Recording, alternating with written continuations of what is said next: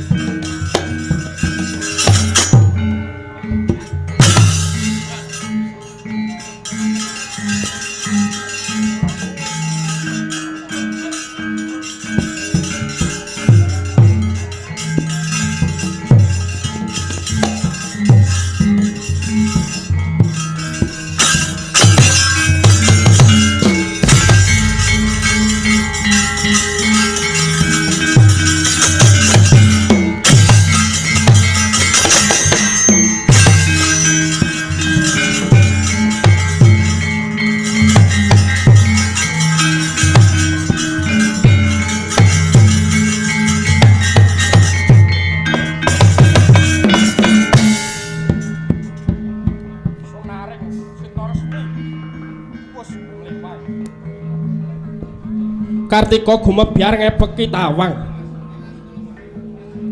Sru kidunging para brahmana kang ngedeng atapa. Datan kadya lampahnya sang apekik. Lenggih putranata ing Astinapura sang Dewabrata.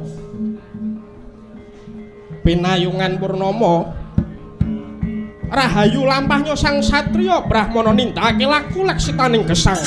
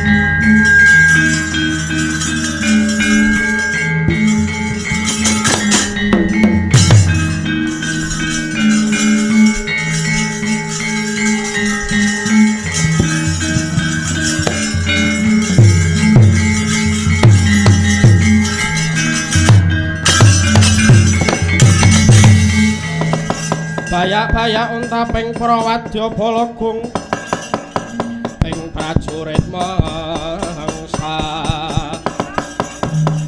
tumregut kang sami alumaris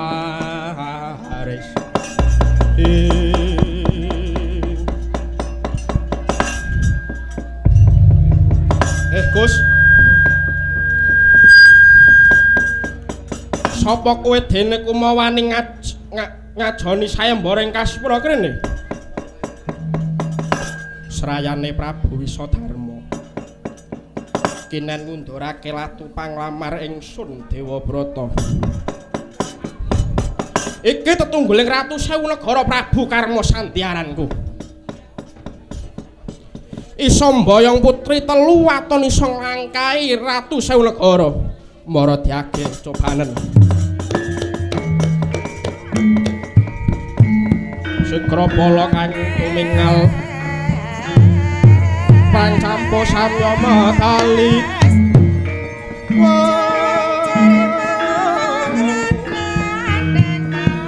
kumaludo guntur katut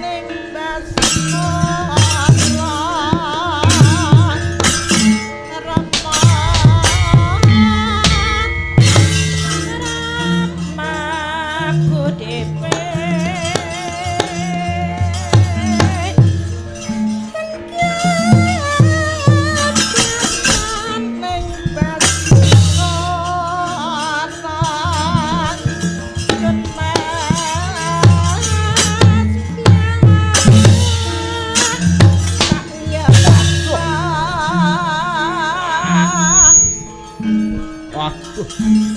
Panganan wedi sarwan ning apa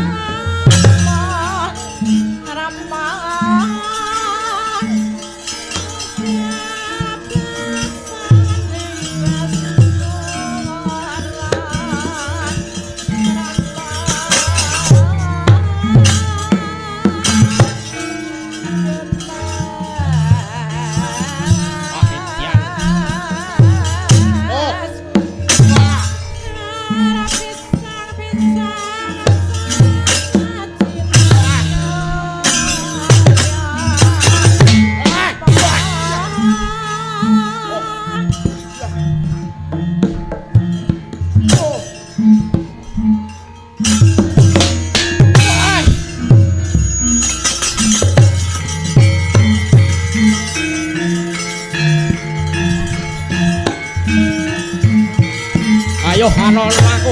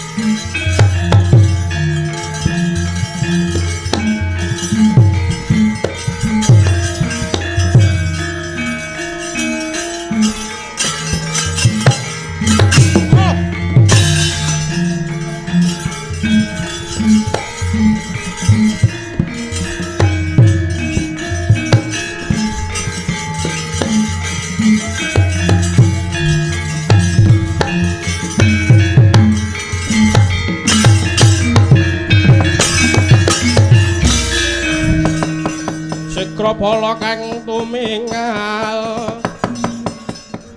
pranga campo samya medali lera tatet wileting kota wong cahyuanggung mangung caniti benjang sangat simicil alade nyong ngedali wus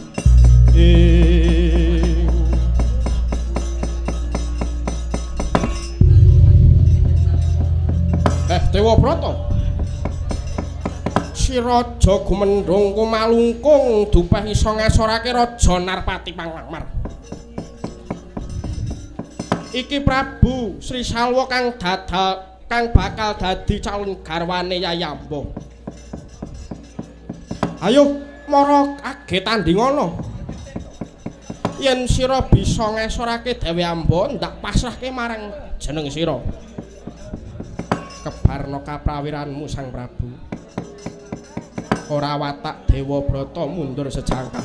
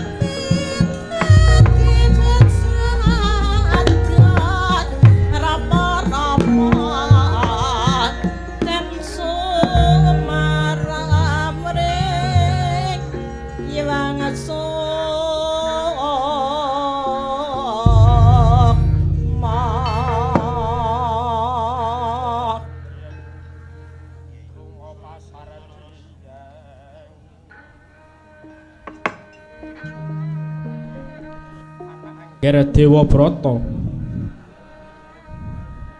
sahraning andika ingkang saged mupu sayembara menika kula pasrahaken putri kula ketiga Ambika miwah Ambalika kunjuk dhateng Raden Dewa Brata.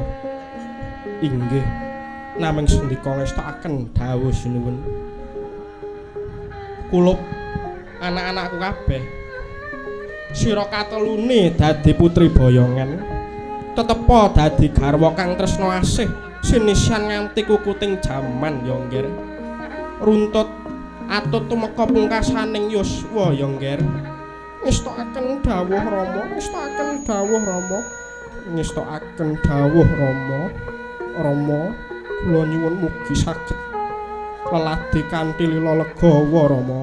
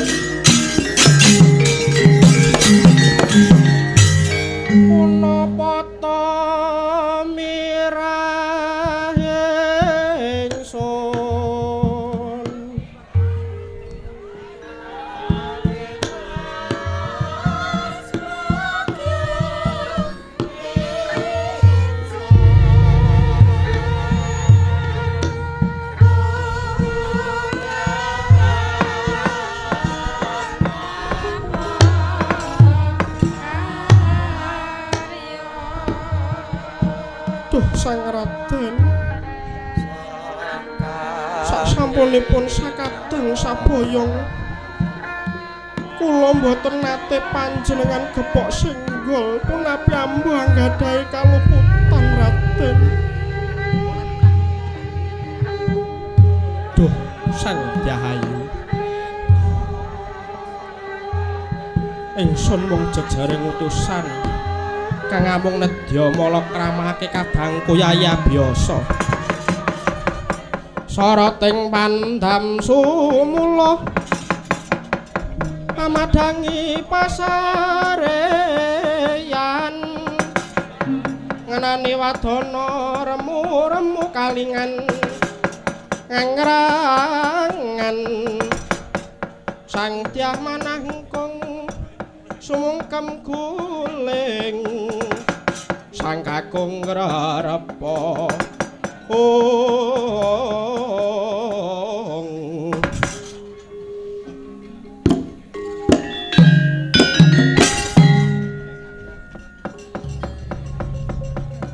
Duh Raden,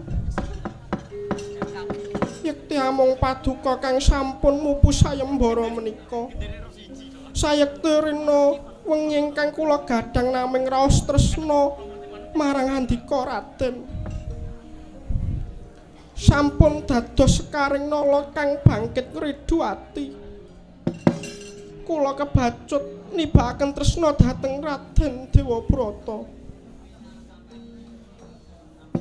Prasetyaning amba dhateng Raden kedah sesandingan kelawan paduka Raden. Menawi mboten luwih becik amba tekeng palastra Raden. Amba aja keladuk budi kurang tali tinggonmu matur. Apa wis ndok timbang kang kanthi bobot kaya ndak aturake ngarep mau? Ingsun mung jejaring utusan Yai. Wuruhanana, aku wis sumpah prasetya sajroning uripku. Uripku kinarya tetombok katresnan lan kamulyaning Rama Prabu kelawan Ibu Durgandini. Aku ora bisa nampa pasuitanmu lan aku ora bakal palakrama cecaketan lawan wanita amarga aku wadat amba.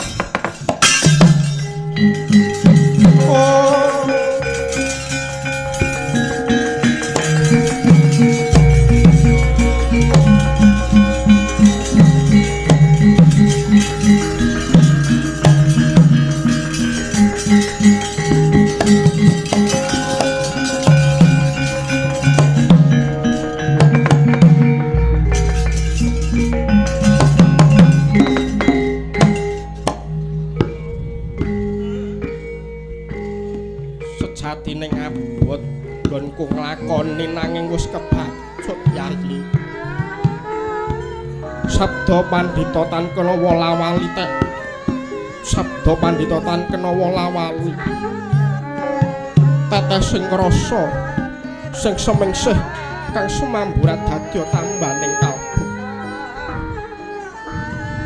Nanging kabeh paripeksa ndak pupus.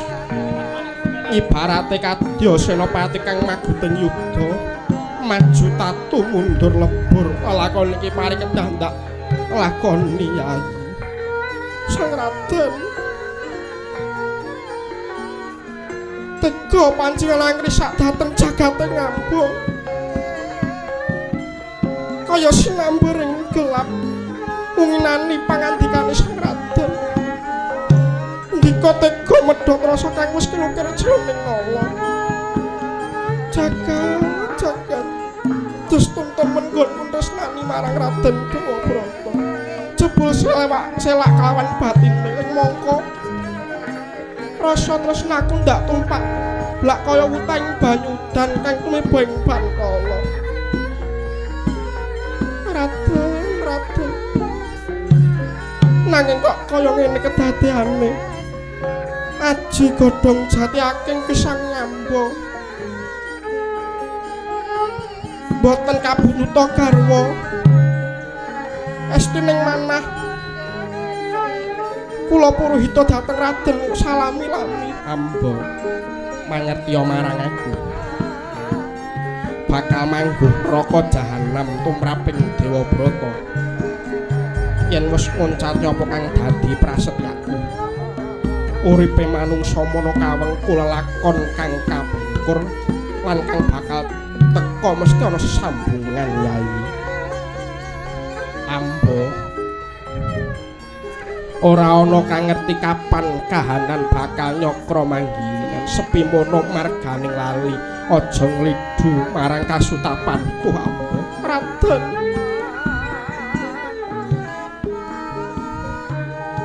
jebul jagat menika klentu panjang luhur pocapane Satria Ngastina jebul dumugi ning lair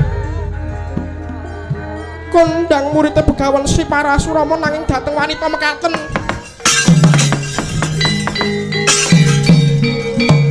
Ambo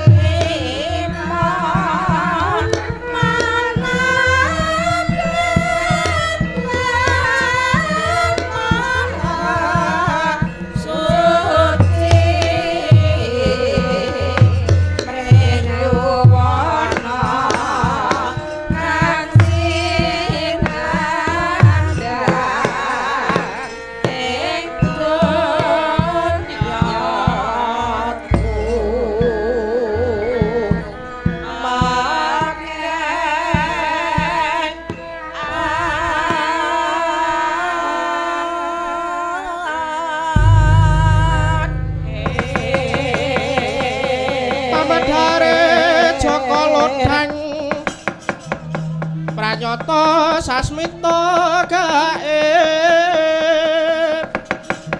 gumalaring dadi jangka sapa wae kang hangranti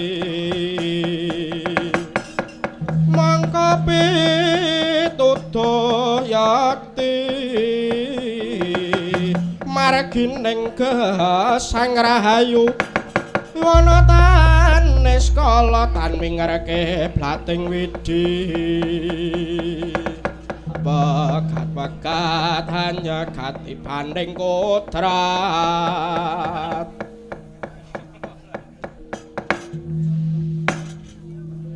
ndak waspadakake. Ana wanodya ana ing pengarepanku sapa iki? Duh penemban. Penemban ingkang kasusra ing bawana. Ngeparengaken gladi wanuh kula putri Nggiyanti Pura pun Dewi Amba penemban. Sembah kula katur sandhep padha paduka menemban. Ya ndak tampa sembahmu dadi karahayaning diri pribadimu Amba. Doh nyono saka Nggiyanti Pura mrepeki marang Resi Sri Parasurama ana perlu apa Amba. Duh penemban. Keplantrang tebih saking nagaring Nggiyanti Pura. Melang-melang kekalangan anggen kula ngupadi dugi sukuning Gunung Jamurdipa. Namung badhe nyuwun pangadilaning janggat tumrap begelembolan manah pun Amba penemban. Kula nyuwun pamudaran, kula nyuwun pengadilan penemban. Pengadilan apa lho? Apa kang ndok gembol Amba? Kula badhe criyos sekedhik menapa ingkang dados kegebenganing manah. Duh penemban. Jejaring maharsa ingkang sampun kondhang kaonang-onang ing Arcapada kathah ingkang samya sumuyut dhateng paduka penemban. Jejaring pandhita mestinipun mulang muruk bab rasa welas asih menawi sami karya nakti asing sama. Ya, terus karepmu kepiye? Siswa paduka duk rumuhun. Sesilih Raden Dewabrata sampun damel risak jagat kula penemban. Jejaring wanita boyongan menika kedahipun saged puruhita dhateng ingkang dipun suwitani. Parandene Raden Dewabrata tansah wangkot tan purun kula switani Jarkana sampun nindakaken wadaduh Bapa Guru. Menawi mboten saged kula swita, kula trimah dados juru panebah patunggon utawi juru panyetik latu. Kula andhemi kanthi lila legawaning manah. Kula trima kula sampun tresna kepati. Nanging kasunyatanipun batin kula rinusak jagat kula diobrak-abrik kanthi ngguwang-gusah kados sawananing satu penemban. Prasetyaning Brahmana nanging kados mboten ngurmati dhateng raos kawan nadyan penemban.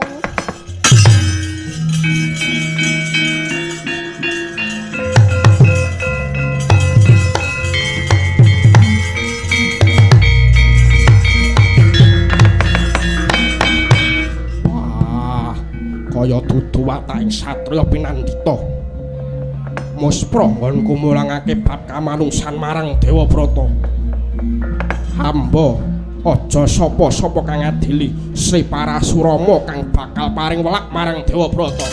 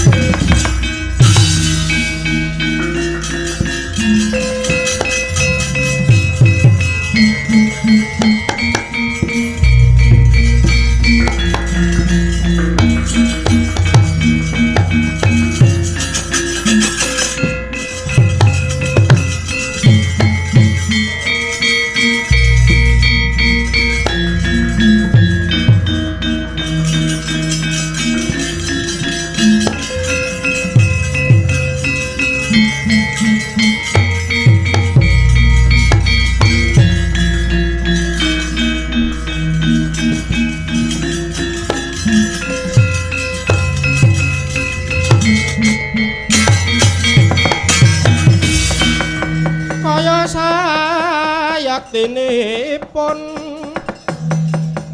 duk pranggung nagari Gyanti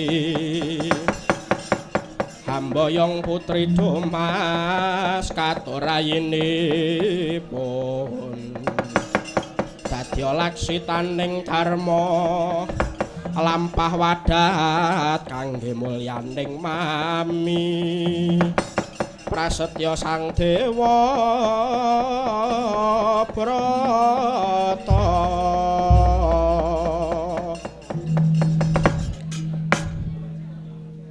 menika Rama Panembahan Sri Parasurama ingkang mrepeki dhateng jasad kula ngaturaken sembah pangabekti mugi kunjuk dhateng sandhep padha paduka. Wah. Yo Dewa Brata. Ora susah sira ngaturake sembah ternyatane jebul kowe mung abang-abang lambe nggonmu tulus merguru marang Parasurama. Kapecah ana jangga kula Panembahan. Kula dereng tanggap menapa ingkang paduka ngendika. Aku mung pengin jejeke barang kang menceng. Njejeke barang kang luput perkaramu kelawan amba. Inggih kados pundi Panembahan? Jagat kuwi ana bener kara. Benere wong akeh, benere dhewe kelawan bener kang sejati. Bener. Yet tok regana pamrih marang awake dhewe. Marga tuing nafsu kang ora kaprah lan pernah moh nampa panemuning liyan nek diuja mung dadi winih angkara murka. Benere wong akeh kuwi isih owah gingsir manut kelawan papan panggonane. Bener tumrap wong kono nanging durung bener tumrape wong kene. Bebener pungkasan ya iku bebener kang sejati, ya kuwi bebener kang manut marang pangadil gawe jagat. Manut kelawan dharma. Kuwi asipat langgenging nirwana suci ora nyawang papan lan wanci. Mongko mono kaya uruping lilin ora bisa mrup tanpa kebaring hakni. Manungsa ora bisa urip ana mahasasi lokadatu tanpa nindakake laku-laksitaning dharma. Lan isih ana karma pala kang lumaku, sapa gawe bakale nganggo sapa nyilih mbalekake. Dewa Brata, bebener ngendi sing ndok nggoni? Kula mapan dhateng bebener sejatos Panembahan Goroh. Yen kowe moh rabi kena ngapa kowe ngeboni sayembara? Labet kula bekti kaliyan tiyang sepuh ora ngono carane. Ngapusi marang awakmu dhewe sejatine yen ingsun maca ana ceceking rasa tresna kowe kelawan amba. Yen ngaku murite Parasurama amba peken bojo. Bukti tulus lair batin sira tinemu manunggal. Nanging kula sampun prasetya wadah duh Bapa Guru. Nadyan latu purun pisah kalian benteripun. Nadyan Surya menika saged pisah kalian Candra karana jantraning jagat.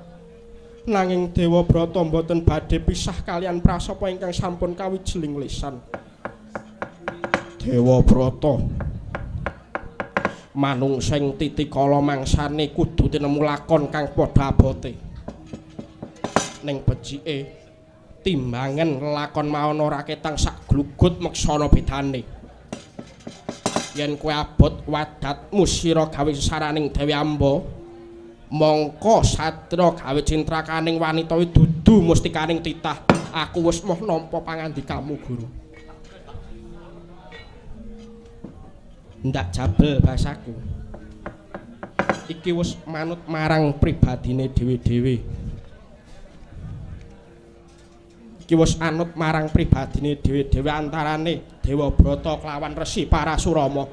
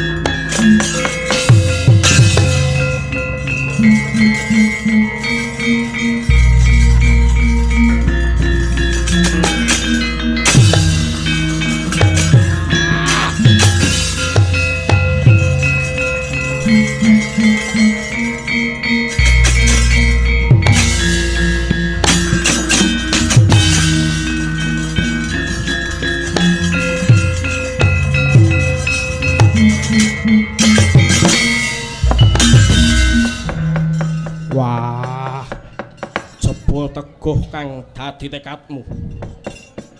Beguguk kaya gunung waja kasetyanmu.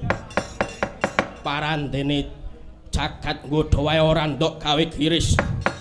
Yo ambo, aku ora bisa apa-apa, aku bakal bali menyang Jamur Dipa.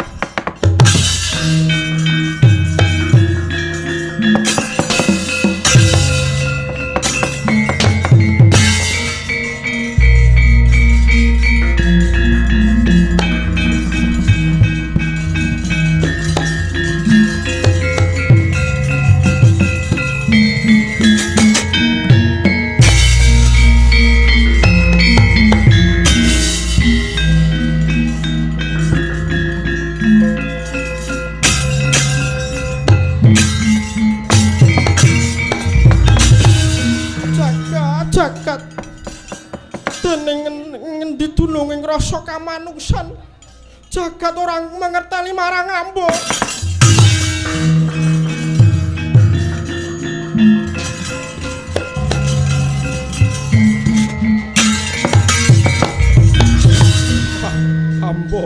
Ambo aja mlayu kowe.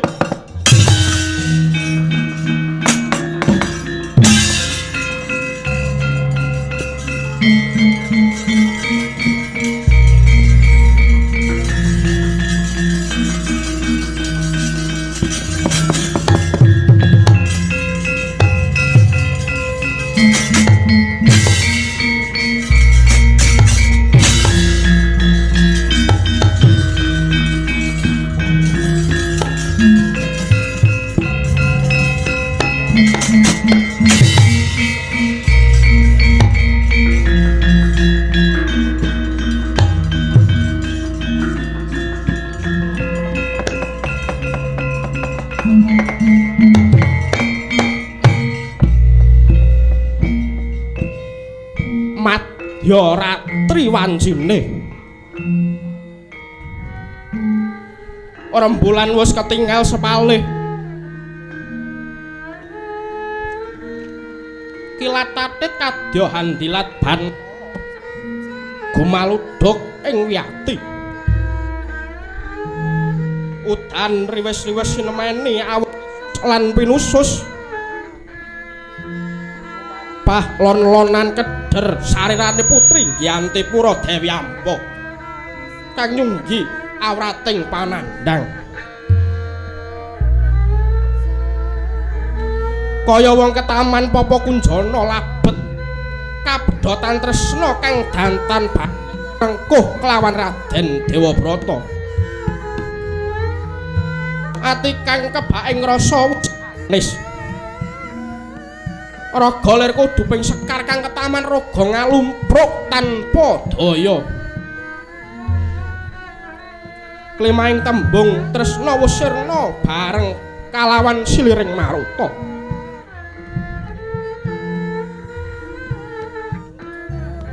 ilining loh kamprung keli lir anglir arah pantok pepuntaning tekad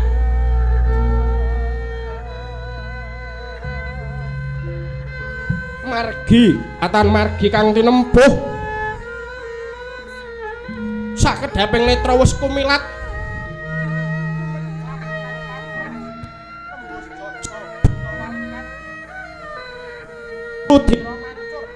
kumambang ing toya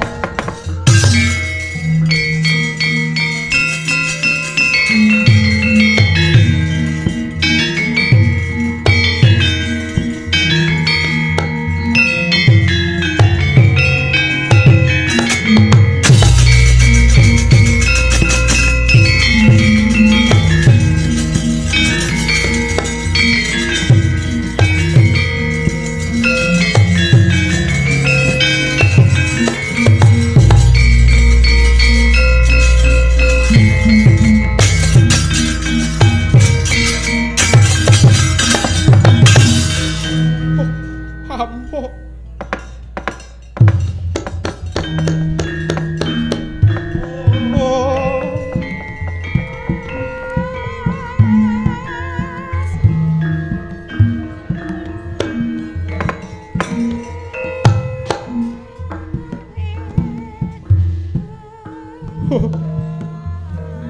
Ambo.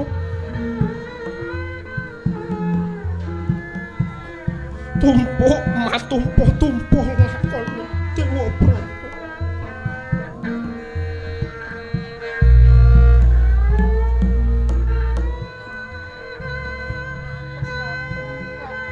Tresnaku kelawan sliramu kaya-kaya tan bangkit pisah nanging kaya ngene kedadeane.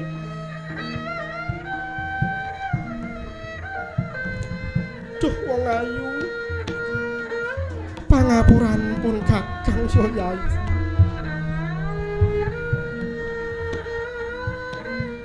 Mendah kaya ngopo uripku yen sliramu ora paring pangapura kelawan Dewa Brata. Apa slawas uripku bakal kepi-kepi marang kahanan iki, Yai?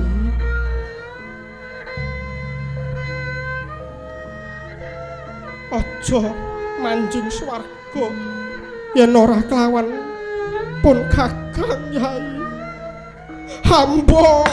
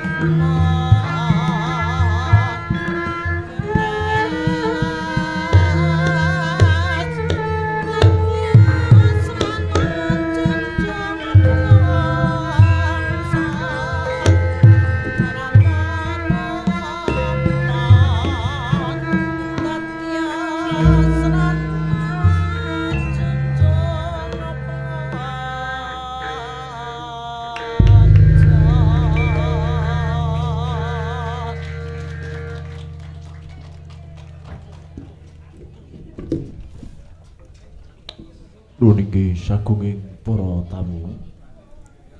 Menika kala wau penampilan saking peserta dalang ingkang angka setunggal inggih menika panjenenganipun Raka Mas Dimas Chandra ingkang mijil saking Goranggareng. Tepuk tangan kagem Dik Dimas.